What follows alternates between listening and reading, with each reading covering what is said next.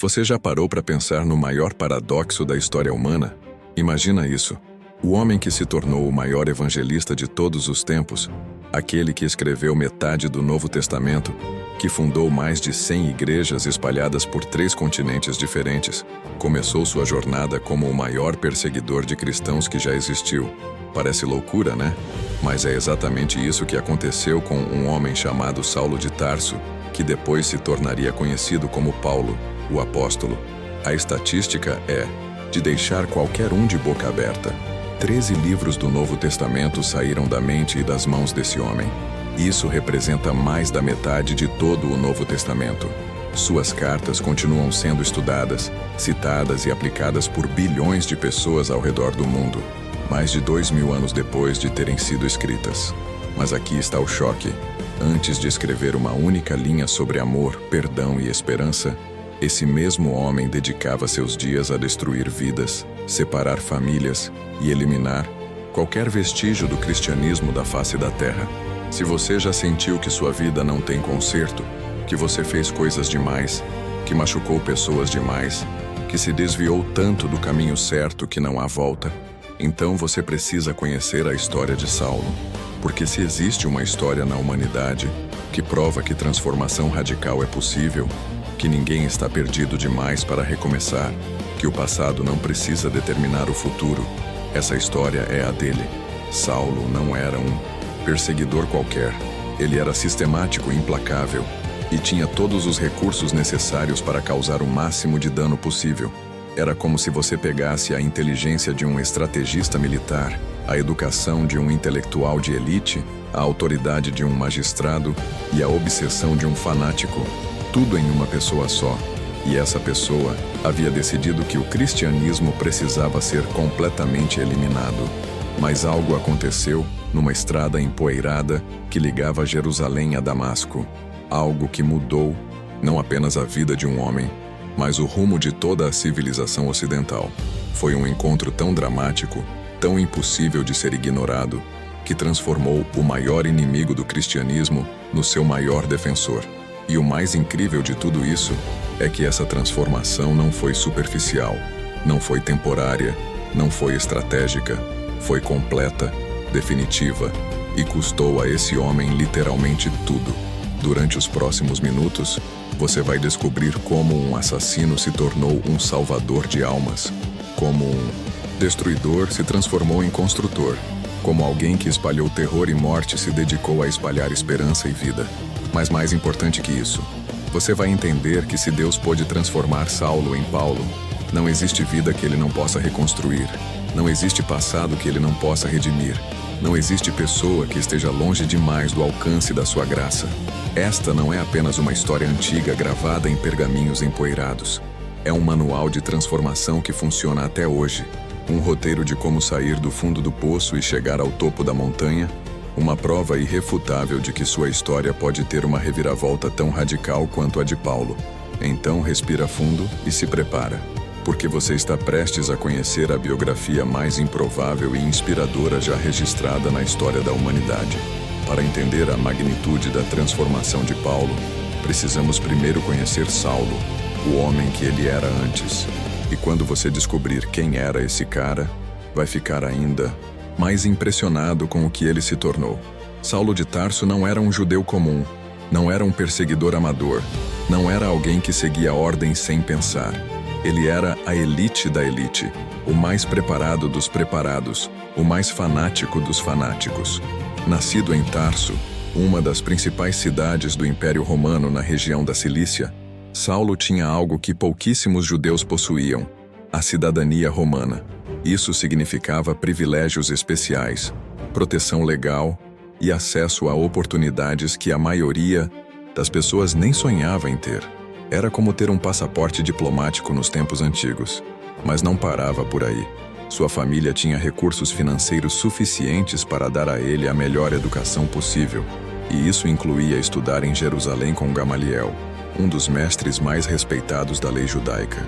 Imagina um jovem brilhante, com educação de primeira linha, recursos financeiros, conexões políticas e uma paixão ardente pela sua religião. Saulo não era apenas inteligente, ele era estratégico. Não era apenas educado, ele era eloquente.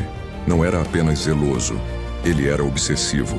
E toda essa combinação explosiva estava direcionada para um único objetivo: eliminar o que ele considerava uma heresia perigosa, chamada cristianismo. A mentalidade de Saulo era a de um caçador implacável. Para ele, os cristãos não eram apenas pessoas com crenças diferentes. Eles eram uma ameaça existencial ao judaísmo, uma doença que precisava ser erradicada antes que se espalhasse mais. Ele não via rostos, não via famílias, não via indivíduos com sonhos e medos. Via apenas alvos que precisavam ser neutralizados. Era frio, calculista e completamente convencido de que estava fazendo o trabalho de Deus. Os métodos que Saulo empregava eram brutais e eficazes. Ele não se contentava em apenas prender os cristãos. Ele os interrogava com violência, os humilhava publicamente, destruía suas propriedades e separava famílias inteiras. Mulheres eram arrastadas de suas casas na frente dos filhos pequenos. Homens eram espancados até confessarem onde outros cristãos se escondiam. O medo que ele espalhava era tão intenso que muitos cristãos abandonaram Jerusalém e se espalharam por outras cidades, não por estratégia missionária, mas por terror puro. E então, chegamos ao momento mais sombrio da carreira de Saulo como perseguidor: o apedrejamento de Estevão.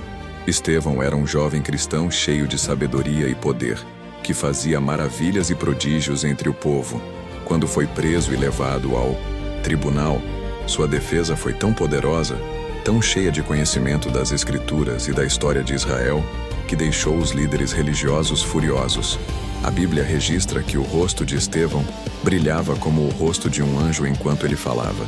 Mas quando Estevão terminou seu discurso acusando os líderes religiosos de resistirem ao Espírito Santo e de matarem o justo, a multidão explodiu em ira. Eles o arrastaram para fora da cidade e começaram a atirar pedras nele até a morte. E ali estava Saulo, não apenas observando, mas aprovando completamente o que estava acontecendo. Os executores até colocaram suas roupas aos pés dele, como um sinal de respeito pela sua autoridade na situação. Enquanto as pedras voavam e Estevão agonizava, ele fez algo que deve ter ecoado na mente de Saulo por muito tempo depois. Ele orou pelos seus assassinos. Senhor, não os imputes este pecado. Foram suas últimas palavras registradas. Ali estava um homem morrendo de forma brutal, e em vez de amaldiçoar seus algozes, ele pediu perdão para eles. Que tipo de fé era essa que transformava uma vítima em intercessora? Mas se você pensa que presenciar a morte de Estevão fez Saulo recuar ou refletir sobre seus métodos, você se engana completamente. Na verdade, foi o contrário. A Bíblia diz que após a morte de Estevão, levantou-se uma grande perseguição contra a igreja em Jerusalém, e Saulo estava devastando a igreja. A palavra grega usada ali sugere destruição total, como um animal selvagem despedaçando sua presa. A autoridade de Saulo cresceu tanto que ele conseguiu cartas de recomendação do sumo sacerdote, dando-lhe poder oficial para prender cristãos não apenas em Jerusalém, mas em outras cidades também. Era como ter uma licença para caçar, com respaldo governamental total. E foi exatamente isso que o levou àquela estrada para Damasco, carregando documentos oficiais que autorizavam a prisão de qualquer cristão que ele encontrasse na cidade. Mas aqui está a ironia suprema da história. Cada passo que Saulo dava em direção a Damasco para destruir mais vidas cristãs era, na verdade, um passo em direção ao seu próprio encontro com o Cristo ressuscitado. Ele pensava que estava indo cumprir mais uma missão de destruição, mas na verdade estava caminhando direto para o maior momento de construção da sua vida. Às vezes Deus permite que caminhemos em direção ao nosso destino, mesmo quando pensamos que estamos indo para outro lugar completamente. Era meio-dia quando aconteceu. O sol estava a pino, não havia nuvens no céu, e de repente uma luz mais brilhante que o sol do meio-dia envolveu Saulo e seus companheiros de viagem. Não era uma luz comum, não era um fenômeno natural, não era algo que pudesse ser explicado pela física ou pela meteorologia. Era uma luz sobrenatural tão intensa que deixou Saulo completamente cego. Junto com a luz veio uma voz, falando em hebraico: a língua materna de Saulo. Saulo, Saulo, por que me persegues? A pergunta ecoou não apenas nos ouvidos, mas no coração desse homem que tinha dedicado sua vida a perseguir cristãos. Mas quem estava falando? E por que dizia que Saulo estava perseguindo essa pessoa especificamente? Com a voz trêmula e provavelmente aterrorizada, Saulo perguntou: "Quem és tu, Senhor?" A resposta que veio a seguir mudou tudo. "Eu sou Jesus a quem tu persegues." Em uma única frase, toda a cosmovisão de Saulo desmoronou como um castelo de cartas. Jesus, que ele acreditava estar morto e enterrado, estava vivo. Não apenas vivo, mas glorificado, poderoso e identificando-se pessoalmente com cada cristão que Saulo havia perseguido. A frase, "Eu sou Jesus, a quem tu persegues", revelou algo profundo sobre a natureza do cristianismo que Saulo não havia compreendido. Quando ele perseguia os cristãos, ele não estava apenas atacando seguidores de uma filosofia ou membros de uma religião. Ele estava tocando na própria pessoa de Jesus. Era como se cada prisão que ele fizesse, cada espancamento que ele aprovasse, cada família que ele destruísse, fosse um ataque direto ao coração de Cristo. Jesus continuou falando: "Dura coisa é recalcitrares contra os aguilhões." A imagem é a de um animal teimoso que se machuca ao lutar contra as varas pontiagudas usadas para guiá-lo. Saulo havia estado lutando contra a direção de Deus, e cada ato de resistência só estava causando mais dor a ele mesmo. Era hora de parar de lutar e começar a obedecer. Tremendo e atônito, Saulo fez a pergunta que mudaria o resto da sua vida: "Senhor, que queres que eu faça?" Esse foi o momento da rendição total. O homem que sempre soube exatamente o que fazer, que sempre teve um plano, que sempre esteve no controle, estava agora completamente dependente de direção divina.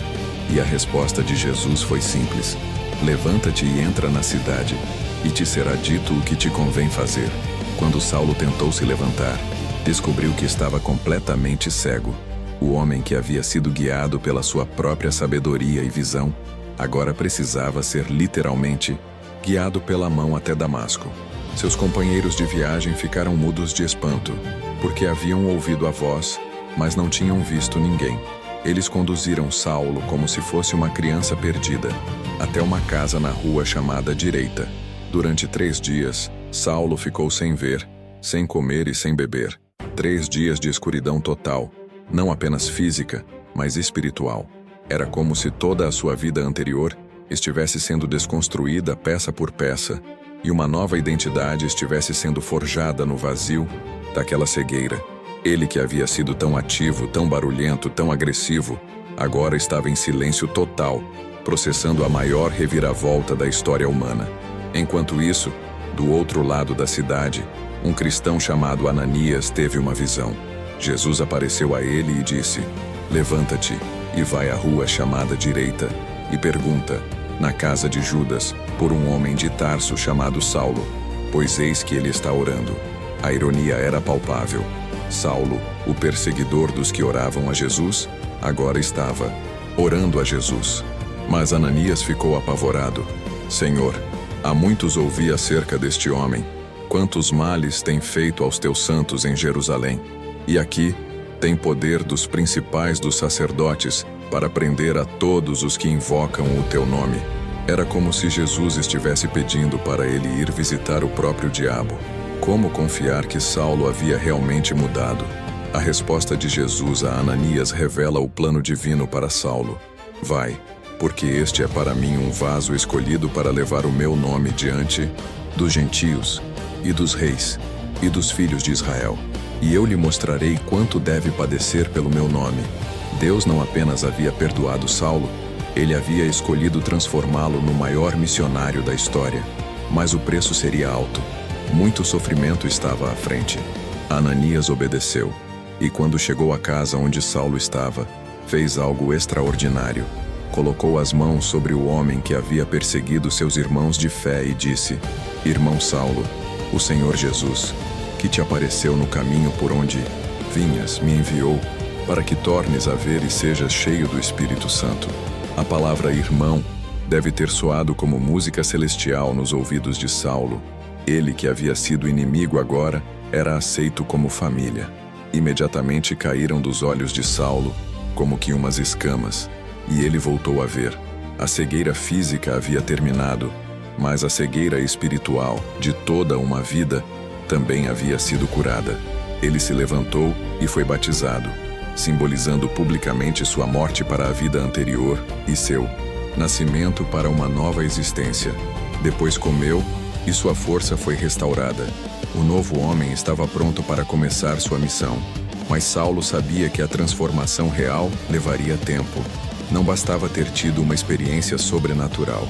Ele precisava de uma preparação sólida para a missão que Jesus havia revelado. Por isso, ele se retirou para a Arábia, onde passou cerca de 3 anos estudando, orando, refletindo e permitindo que Deus reconstruísse completamente sua compreensão da fé e do propósito de vida. Esses 3 anos no deserto foram fundamentais. Ali, longe das multidões, longe das pressões, longe das expectativas, Saulo pôde processar tudo o que havia acontecido. Ele revisitou todas as escrituras que conhecia de cor, mas agora com uma perspectiva completamente nova. Jesus não era mais o impostor que ele pensava, era o Messias profetizado. O cristianismo não era mais uma heresia perigosa, era o cumprimento das promessas de Deus a Israel. Durante esse período de preparação, algo interessante aconteceu. Saulo começou a ser chamado pelo seu nome romano, Paulo. Não sabemos exatamente quando ou por que a mudança aconteceu, mas simbolicamente representava uma nova identidade. Saulo, o perseguidor fanático, havia morrido. Paulo, o apóstolo dos gentios, havia nascido. Era mais que uma mudança de nome, era uma mudança de destino. Quando Paulo finalmente retornou à civilização, sua primeira parada foi Damasco, exatamente a cidade onde havia planejado prender cristãos. Mas, agora, em vez de prender, ele estava pregando. Em vez de destruir a igreja, ele estava fortalecendo os crentes. A ironia era deliciosa. O homem que havia ido a Damasco para acabar com o cristianismo, agora estava usando Damasco como base para espalhá-lo. Mas a recepção não foi fácil. Os cristãos estavam desconfiados. Seria uma armadilha? Como confiar no homem que havia causado tanto sofrimento? Os judeus ficaram furiosos. Como ele havia se tornado traidor da sua própria causa. Paulo se viu rejeitado por ambos os lados, numa terra de ninguém onde ex-inimigos duvidavam da sua conversão e antigos aliados o consideravam traidor. Foi nesse momento que apareceu uma figura fundamental na vida de Paulo, Barnabé. Barnabé era um cristão respeitado, conhecido por sua generosidade e discernimento espiritual. Quando Paulo chegou a Jerusalém e tentou se unir aos apóstolos, todos ficaram com medo dele. Mas Barnabé tomou Paulo pela mão, levou-o aos apóstolos e contou como Jesus havia aparecido a ele no caminho, como havia falado conosco e como em Damasco havia pregado ousadamente em nome de Jesus. A aprovação de Barnabé foi como um selo de qualidade para Paulo. De repente, portas se abriram, relacionamentos se formaram, oportunidades surgiram. Todo mundo precisa de um Barnabé na vida. Alguém que acredite em você quando você mesmo duvida. Alguém que veja seu potencial quando outros só veem seu passado. Alguém disposto a arriscar sua própria reputação para dar credibilidade à sua transformação. Mas Paulo não se acomodou na segurança da aceitação. Ele sabia que sua missão era muito maior que ser aceito pelos cristãos em Jerusalém. Jesus havia dito que ele seria enviado aos gentios, aos reis e aos filhos de Israel. Era uma missão global, e ele precisava pensar estrategicamente sobre como executá-la. Não bastava ter experiência espiritual, era necessário ter um plano de ação. E foi exatamente isso que Paulo desenvolveu, uma estratégia missionária tão eficaz que continua sendo estudada e aplicada até hoje. Em vez de tentar alcançar todas as pessoas de uma vez, ele focou nas grandes cidades do Império Romano. Em vez de trabalhar sozinho, ele formou equipes. Em vez de apenas pregar, ele plantou igrejas. Em vez de apenas converter, ele formou líderes. Paulo não pensava como um evangelista comum, pensava como um conquistador espiritual. A primeira viagem missionária de Paulo Foi uma aventura épica que durou cerca de 2 anos e cobriu aproximadamente 1.500 quilômetros. Acompanhado por Barnabé e posteriormente por João Marcos, Paulo visitou Chipre, Antioquia da Pisídia, Icônio, Listra e Derbe. Em cada cidade, ele seguia um padrão estratégico. Primeiro ia à sinagoga local, onde encontrava pessoas que já conheciam as escrituras do Antigo Testamento. Depois expandia para os gentios interessados em questões espirituais. Em Chipre, Paulo teve seu primeiro confronto direto com as forças espirituais das trevas. Um mágico chamado Elimas tentou impedir que o procônsul Sérgio Paulo ouvisse a palavra de Deus. Paulo, cheio do Espírito Santo, olhou fixamente para Elimas e disse: Ó filho do diabo, cheio de todo o engano e de toda a malícia, inimigo de toda a justiça, não cessarás de perverter os caminhos retos do Senhor? Agora, pois, eis que a mão do Senhor está sobre ti, e ficarás cego, não vendo o sol por algum tempo. Imediatamente Elimas ficou cego, e o procônsul, vendo o que havia acontecido, creu, maravilhado da doutrina do Senhor. Em Antioquia da Pisídia, Paulo pregou um sermão magistral na sinagoga, traçando a história de Israel desde o Egito até Jesus Cristo. Sua abordagem era intelectualmente sólida, emocionalmente envolvente e espiritualmente poderosa. O resultado foi que quase toda a cidade se ajuntou no sábado seguinte para ouvir a palavra de Deus. Mas os líderes judeus ficaram cheios de inveja e começaram a contradizer Paulo com blasfêmias.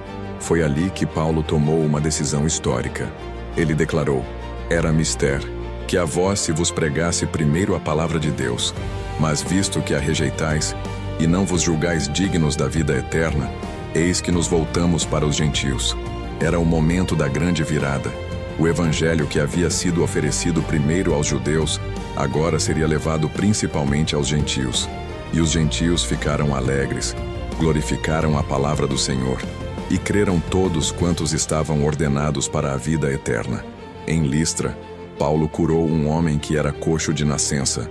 A multidão ficou tão impressionada que começou a adorar Paulo e Barnabé como deuses, chamando Barnabé de Júpiter e Paulo de Mercúrio. Paulo ficou horrorizado com a situação e rasgou suas roupas, gritando: Varões, por que fazeis essas coisas? Nós também somos homens como vós, sujeitos às mesmas paixões, e vos anunciamos que vos convertais dessas vaidades ao Deus vivo. Era uma lição importante. O mensageiro nunca pode tomar o lugar da mensagem. Mas a situação em Listra mudou drasticamente quando chegaram judeus de Antioquia e Icônio que persuadiram a multidão contra Paulo. A mesma multidão que havia tentado adorá-lo como Deus agora o apedrejou e o arrastou para fora da cidade, julgando que estava morto. Mas quando os discípulos o rodearam, ele se levantou e entrou na cidade novamente. No dia seguinte, partiu com Barnabé para Derbe. Essa experiência em Listra ensinou Paulo algo fundamental sobre a natureza humana. As mesmas pessoas que hoje te aplaudem podem te crucificar amanhã. A popularidade é volátil, a opinião pública é inconstante, mas o propósito de Deus é inabalável. Paulo aprendeu a não se deixar seduzir pelos elogios, nem desencorajar pelas críticas. Sua aprovação vinha de uma fonte mais alta.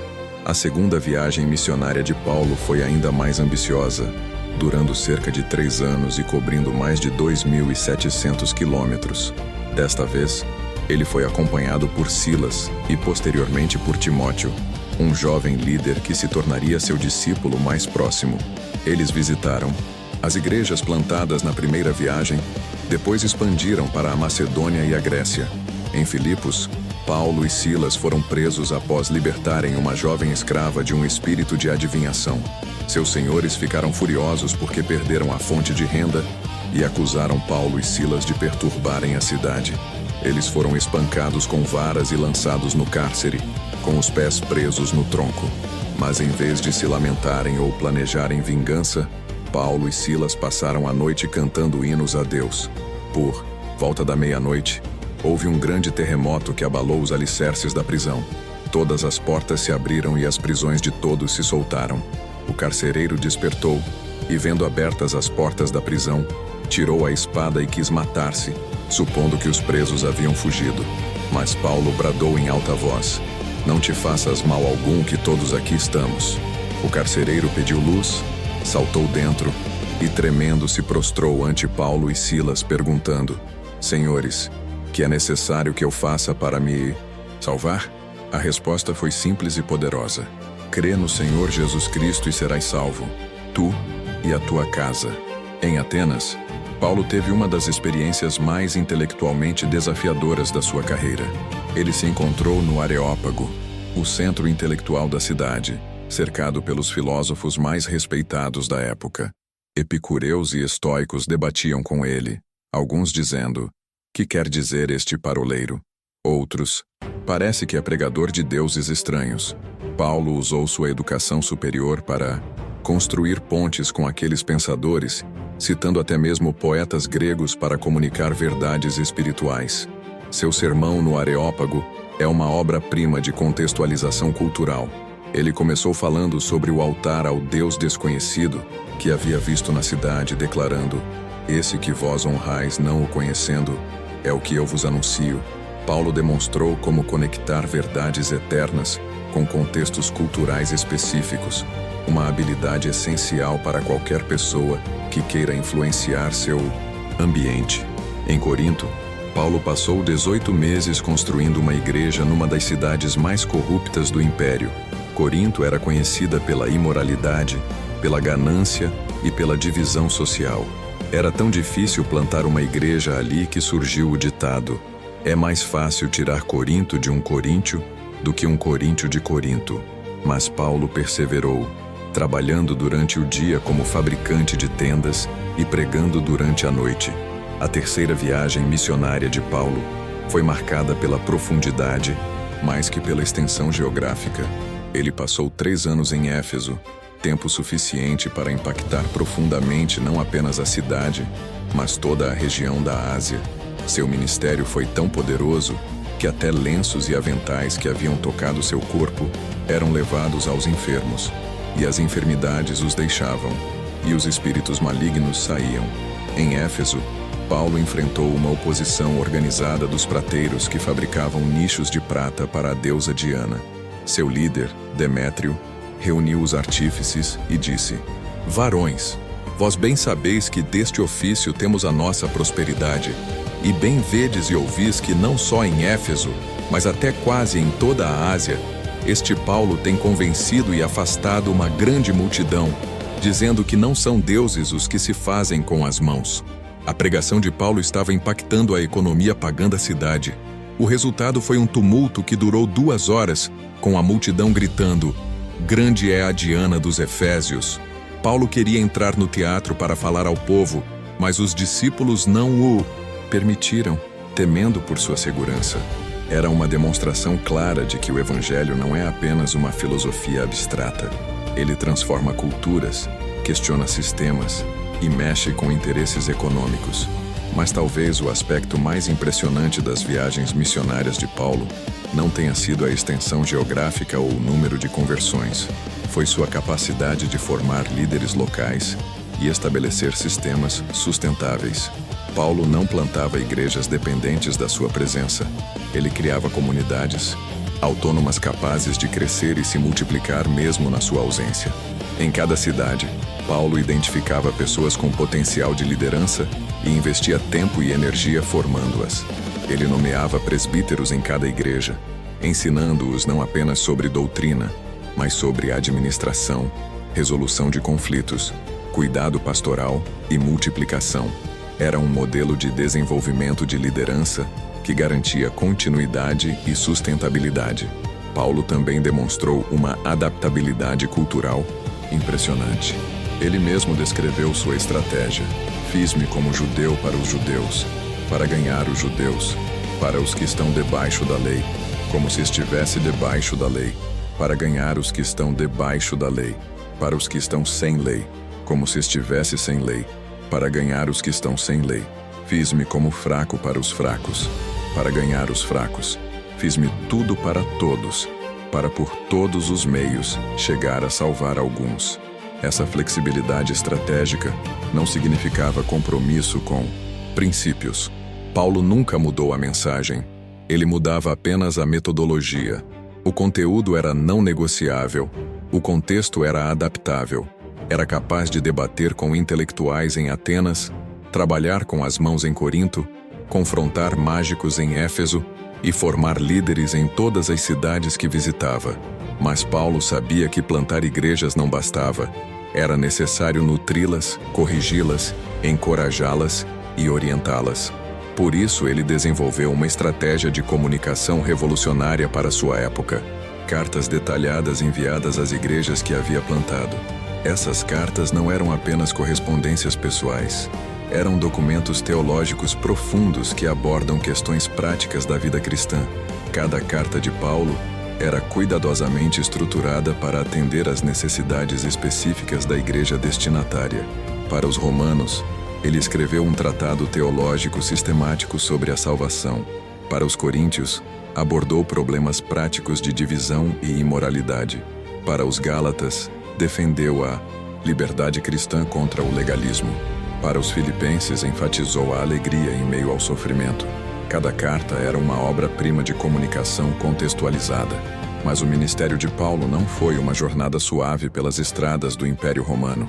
Foi uma sucessão constante de dificuldades, perseguições, sofrimentos físicos e emocionais que teria quebrado qualquer pessoa comum.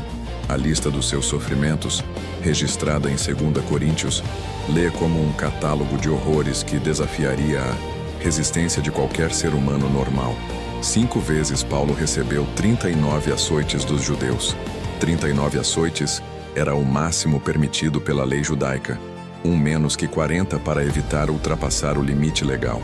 Era um castigo brutal que deixava as costas em carne viva, causava infecção e podia levar à morte. E Paulo passou por isso 5 vezes. 3 vezes ele foi espancado com varas pelos romanos, um castigo que quebrava ossos e rasgava músculos. Uma vez foi apedrejado em Listra e dado como morto. Pedras pesadas foram atiradas contra seu corpo até que os agressores acharam que haviam conseguido matá-lo. Quando os discípulos se ajuntaram ao redor do corpo aparentemente sem vida, Paulo de alguma forma se levantou e entrou novamente na cidade. Era uma demonstração sobrenatural de resistência física e determinação espiritual. 3 vezes Paulo naufragou, incluindo uma experiência terrível, onde passou um dia e uma noite no mar profundo. Naufrágio nos tempos antigos não era apenas inconveniente, era frequentemente fatal. Não havia equipamentos de resgate, não havia comunicação por rádio, não havia serviços de emergência. Sobreviver a um naufrágio dependia de sorte, força física e vontade de viver. Paulo sobreviveu a 3. Além dos sofrimentos físicos extremos, Paulo enfrentou perigos constantes. Perigos de rios quando as pontes eram raras e as travessias arriscadas. Perigos de salteadores que atacavam viajantes em estradas isoladas. Perigos dos seus próprios compatriotas judeus que o consideravam traidor. Perigos dos gentios que o viam como perturbador da paz. Perigos na cidade, onde multidões podiam se tornar violentas num momento. Perigos no deserto, onde água e comida eram escassos. Paulo também sofreu privações constantes, trabalhos e fadigas frequentes quando precisava sustentar-se fabricando tendas enquanto pregava, vigílias frequentes quando passava noites em oração ou cuidando de novos convertidos, fome quando não tinha recursos para comprar comida, sede quando não encontrava água limpa, frio e nudez quando não tinha roupas adequadas para o clima ou recursos para comprá-las. Mas talvez o sofrimento mais profundo de Paulo não tenha sido físico, e sim emocional. Ele carregava sobre si o cuidado de todas as igrejas. Recebia constantemente relatórios de problemas, divisões em Corinto, legalismo na Galácia, falsos mestres em Colossos, perseguição em Tessalônica. Cada problema era uma dor no coração. Cada igreja em crise era uma fonte de preocupação constante. Paulo também enfrentou traições de pessoas próximas. Demas o abandonou, tendo amado o mundo presente. Alexandre, o latoeiro, lhe fez muitos males. Até mesmo Pedro, o líder dos apóstolos, teve que ser confrontado publicamente quando começou a discriminar cristãos gentios. A solidão da liderança era uma realidade constante na vida de Paulo. E ainda havia aquilo que Paulo chamou de espinho na carne, um problema pessoal sobre o qual ele orou 3 vezes pedindo que Deus removesse, mas não foi atendido. Não sabemos exatamente o que era. Alguns sugerem problema de visão, outros epilepsia, outros ainda depressão. O que sabemos é que era algo que o afligia constantemente e limitava sua eficácia ministerial. Mas a resposta que Deus deu a Paulo sobre o espinho na carne revela algo fundamental sobre como ele lidava com o sofrimento. Deus disse: "A minha graça te basta, porque o meu poder se aperfeiçoa na fraqueza." Em vez de reclamar ou se revoltar, Paulo respondeu: "De boa vontade, pois, me gloriarei nas minhas fraquezas, para que em mim habite o poder de Cristo." Essa mentalidade transformou Paulo de vítima em vencedor. Em vez de ver o sofrimento como evidência de que Deus havia o abandonado, ele o viu como oportunidade para experimentar o poder de Deus de forma mais profunda. Em vez de permitir que a dor o amargurasse, ele deixou que ela o amadurecesse. Em vez de usar suas dificuldades como desculpa para desistir, ele as transformou em credenciais da sua autoridade espiritual. Paulo desenvolveu uma perspectiva eterna que o ajudava a suportar sofrimentos temporários. Ele escreveu: "Porque para mim, tenho por certo que as aflições do tempo presente não são para comparar com a glória que em nós há de ser revelada." Era como se ele tivesse uma balança onde colocava de um lado os sofrimentos desta vida e do outro lado a glória eterna, e a glória sempre pesava mais. Essa perspectiva eterna não era escapismo ou negação da realidade. Paulo sentia dor, ficava desanimado, enfrentava depressão. Mas ele havia aprendido a encontrar propósito no sofrimento, significado na adversidade, crescimento na dificuldade. Para ele, cada cicatriz era uma medalha, cada perseguição era uma promoção, cada problema era uma oportunidade de crescimento.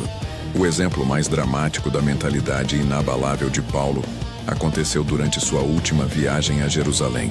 O profeta Ágabo profetizou que Paulo seria preso se fosse à cidade. Os discípulos imploraram para que ele não fosse. Mas Paulo respondeu: "Que fazeis vós chorando e magoando meu coração? Porque eu estou pronto não só a ser ligado, mas ainda a morrer em Jerusalém pelo nome do Senhor Jesus." E realmente Paulo foi preso em Jerusalém, acusado falsamente de profanar o templo. Durante o tumulto que se seguiu, ele quase foi linchado pela multidão. Soldados romanos o resgataram e o levaram à fortaleza, onde ele pediu permissão para falar ao povo. Mesmo diante de uma multidão sedenta de sangue, Paulo manteve a calma e pregou o evangelho. A prisão de Paulo em Jerusalém se transformou numa jornada legal que durou anos. Ele foi transferido para Cesareia, onde ficou preso por 2 anos esperando o julgamento. Finalmente, exercendo seu direito de cidadão romano, apelou para César e foi enviado a Roma. Durante a viagem marítima, enfrentou mais um naufrágio, desta vez numa tempestade tão violenta que durante 14 dias não viram sol nem estrelas. Mas mesmo durante a tempestade, Paulo demonstrou liderança extraordinária. Quando todos haviam perdido a esperança, ele se levantou e disse: "Varões, bom era obedecer-me e não partir de Creta, e assim evitar este incômodo e esta perdição. Mas agora vos admoesto a que tenhais bom ânimo, porque não se perderá a vida de nenhum de vós, mas somente o navio. Porque esta mesma noite, o anjo de Deus, de quem eu sou e a quem sirvo, esteve comigo, dizendo: Paulo, não temas, importa que sejas apresentado a César, e eis que Deus te deu todos quantos navegam contigo." A profecia de Paulo se cumpriu exatamente. Todos os 276 pessoas a bordo sobreviveram ao naufrágio. Chegaram seguros à ilha de Malta, onde Paulo foi recebido como herói após curar o pai do homem principal da ilha. Mesmo como prisioneiro, Paulo continuava sendo usado por Deus para abençoar pessoas e espalhar o evangelho. Chegando finalmente a Roma, Paulo ficou preso domiciliar por 2 anos, mas isso não diminuiu sua produtividade ministerial. Ele recebia visitantes livremente, pregava o reino de Deus e ensinava sobre Jesus Cristo com toda a ousadia. Suas cartas mais profundas Efésios, Filipenses, Colossenses e Filemão foram escritas durante esse período. A prisão se tornou púlpito. As algemas se tornaram credenciais. O cativeiro se tornou liberdade para impactar o mundo. O legado de Paulo é simplesmente impossível de calcular. Geograficamente, suas viagens missionárias estabeleceram o cristianismo em 3 continentes. Literariamente, suas 13 cartas formam a base da teologia cristã e continuam sendo estudadas por milhões de pessoas 2000 anos depois. Estruturalmente, o modelo de igreja que ele desenvolveu ainda é usado como padrão em denominações ao redor do mundo. Culturalmente, Paulo quebrou barreiras que pareciam intransponíveis. Sua declaração de que em Cristo não há judeu nem grego, não há servo nem livre, não há macho nem fêmea, foi revolucionária numa sociedade rigidamente estratificada. Ele elevou o status da mulher, humanizou a escravidão e criou comunidades onde pessoas de diferentes raças, classes sociais e gêneros podiam conviver como iguais. Socialmente, as igrejas plantadas por Paulo se tornaram centros de transformação comunitária. Elas cuidavam dos órfãos, sustentavam as viúvas, visitavam os prisioneiros e ajudavam os necessitados. Era uma revolução silenciosa que mudava sociedades de dentro para fora, uma pessoa de cada vez. Intelectualmente, Paulo construiu pontes entre a filosofia grega, a religião judaica e a fé cristã, criando um framework teológico que satisfazia tanto o coração quanto a mente. As cartas de Paulo revelam princípios de liderança que continuam relevantes hoje. Ele demonstrou clareza de propósito com sua declaração: "Uma coisa faço, esquecendo-me das coisas que atrás ficam e avançando para as que estão diante de mim, prossigo para o alvo." Não era uma pessoa dispersa tentando fazer 1000 coisas ao mesmo tempo. Tinha foco laser no seu objetivo principal. Paulo também mostrou adaptabilidade estratégica sem compromisso de princípios. Ele podia debater com filósofos em Atenas, trabalhar com artesãos em Corinto, confrontar líderes religiosos em Jerusalém e treinar jovens líderes em Éfeso. Mudava a abordagem conforme o contexto, mas nunca mudava a mensagem. A metodologia era flexível, a mensagem era fixa. Outra característica marcante de Paulo era sua mentalidade de abundância. Em vez de ficar com ciúmes quando outros pregadores tinham sucesso, ele se alegrava. Ele escreveu: "Contanto que Cristo seja anunciado de toda a maneira, ou com fingimento ou em verdade, nisto me regozijo e me regozijarei ainda." Não estava construindo um império pessoal, estava expandindo o reino de Deus. Paulo também demonstrou liderança servidora décadas antes do conceito ser popularizado na literatura de management. Ele escreveu: "Não buscamos glória dos homens, nem de vós, nem de outros, ainda que podíamos, como apóstolos de Cristo, ser-vos pesados. Antes, fomos brandos entre vós, como a ama que cria seus filhos." Liderava pelo exemplo, não pela autoridade. Finalmente, Paulo pensava a longo prazo. Ele não estava construindo apenas para sua geração. Estava plantando sementes para gerações futuras. Suas cartas foram escritas para situações específicas, mas continham princípios universais. Suas igrejas foram organizadas para funcionar sem sua presença. Seus discípulos foram treinados para treinar outros. Era pensamento sistêmico aplicado ao reino de Deus. O impacto histórico de Paulo é incontestável. Historiadores seculares reconhecem que ele foi uma das figuras mais influentes da história humana. Suas ideias sobre igualdade, dignidade humana, liberdade de consciência e responsabilidade social moldaram a civilização ocidental. Universidades foram fundadas baseadas em seus princípios educacionais. Hospitais foram construídos inspirados em seu cuidado pelos necessitados. Leis foram criadas refletindo sua visão de justiça. Mas talvez o aspecto mais impressionante do legado de Paulo seja a sua demonstração prática de que transformação radical é possível. Ele provou que não importa quão profundamente uma pessoa tenha se desviado, quão longe tenha ido na direção errada, quão graves tenham sido seus erros. Se Deus pôde transformar Saulo, o perseguidor, em Paulo, o evangelista, então nenhuma vida está perdida demais para ser recuperada. A história de Paulo ensina que Deus especializa-se em impossibilidades. Ele pega pessoas quebradas e as torna úteis. Pega talentos mal direcionados e os redireciona. Pega experiências dolorosas e as transforma em ministérios poderosos. O que parece ser desqualificação nas mãos de Deus se torna qualificação. O que parece ser fim de carreira se torna início de vocação. Paulo também demonstrou que propósito claro supera passado sombrio. Quando ele disse, esquecendo-me das coisas que atrás ficam, não estava negando seu passado ou fingindo que não havia acontecido. Estava se recusando a permitir que o passado determinasse o futuro.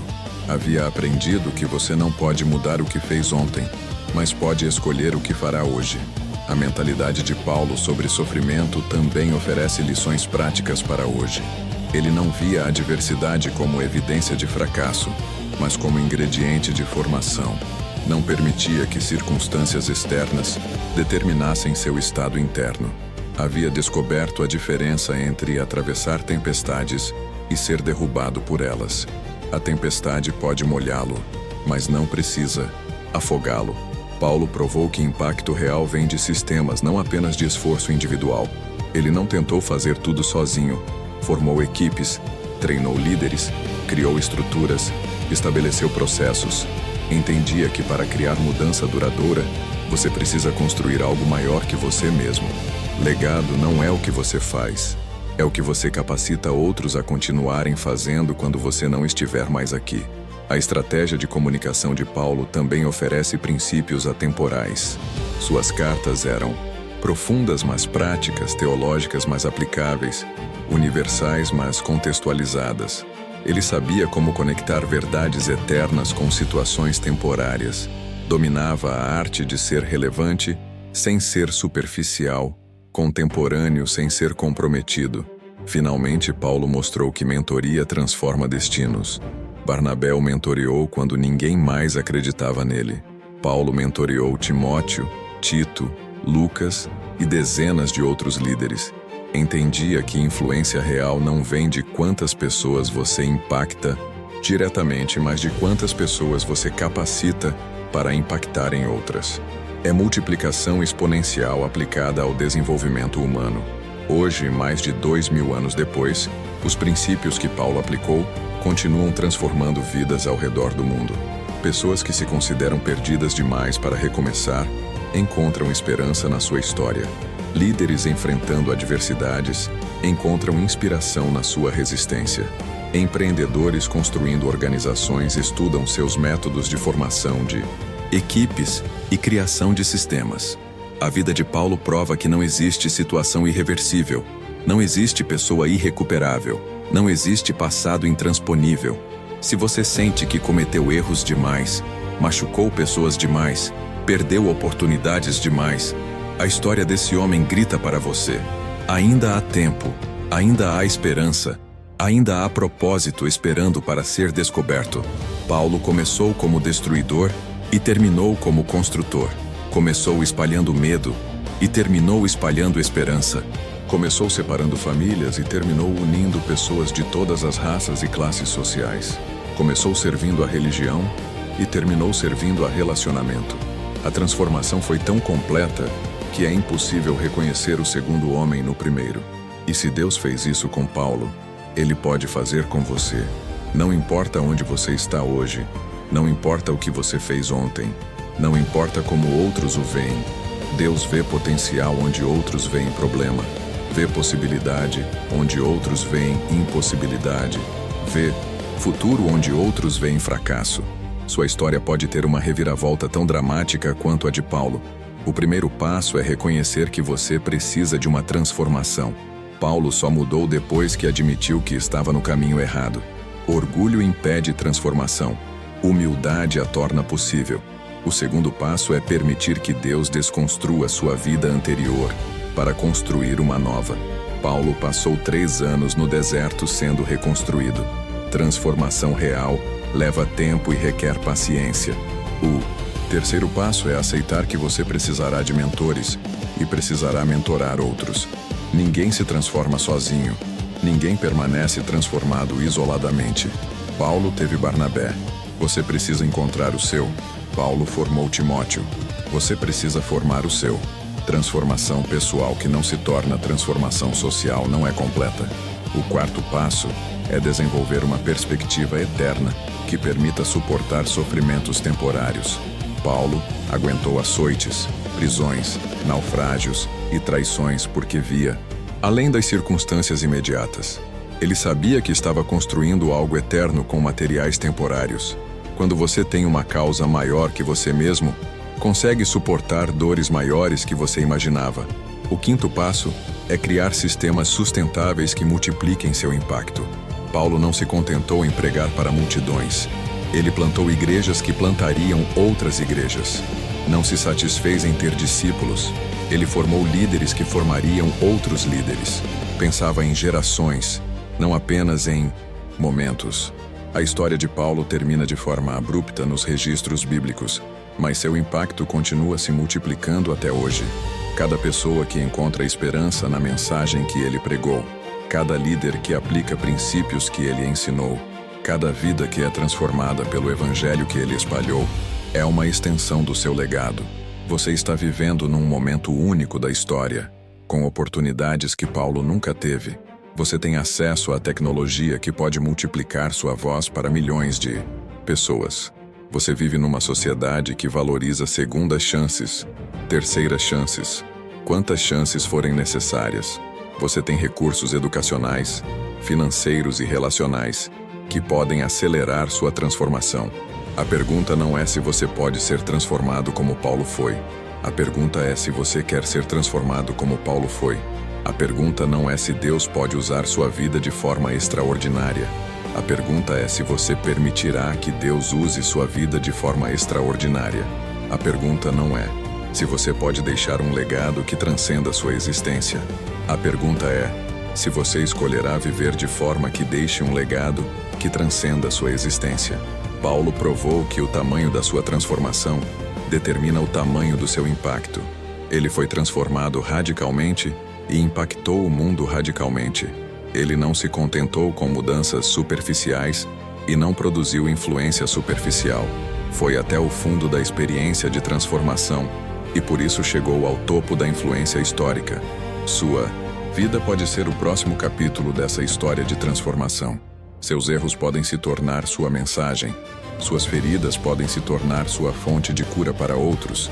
Sua experiência de recomeço pode se tornar esperança para pessoas que perderam a esperança. O mesmo Deus que transformou Saulo em Paulo está esperando para transformar você na melhor versão de você mesmo.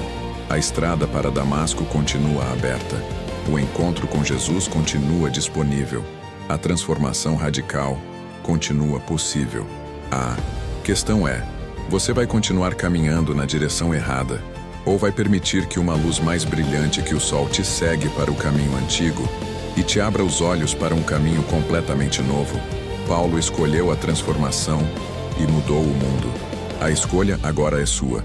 E se você decidir seguir o exemplo dele, não tenha dúvida, sua vida também pode se tornar uma prova irrefutável de que não existe passado que Deus não possa redimir, não existe vida que Ele não possa reconstruir, não existe pessoa que esteja longe demais do alcance da sua graça transformadora. Se essa história tocou seu coração, se você sentiu que existe algo mais esperando por você, se você quer descobrir como aplicar os princípios de transformação de Paulo na sua própria vida, deixe seu comentário abaixo contando qual foi a parte que mais impactou você. Se inscreva no canal e ative as notificações para não perder os próximos vídeos, onde vamos continuar explorando histórias de pessoas que provaram que transformação radical não é apenas possível, mas é o plano de Deus para cada um de nós. Sua jornada de transformação pode começar hoje mesmo. A pergunta é: você está pronto para ela?